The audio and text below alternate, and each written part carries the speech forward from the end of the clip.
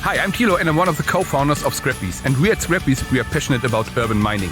We are operating a fleet of B-vans collecting metal scrap all over Germany. And sometimes you have these holy moly Christmas moments in metal recycling where you pick up aluminum wires, for example, deliver them to a company like ValCUN in Belgium, and out of scrap they make Christmas decoration with their innovative 3D printing technology. ValCUN has developed a new disruptive aluminum 3D printing technology. The company goal?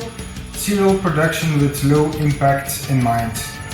And Scrapbees helps us sourcing the right feedstock material to reach our goals. For example, this Christmas tree. From now on, people can decide whether they print it the normal way or whether they print it with recycled material.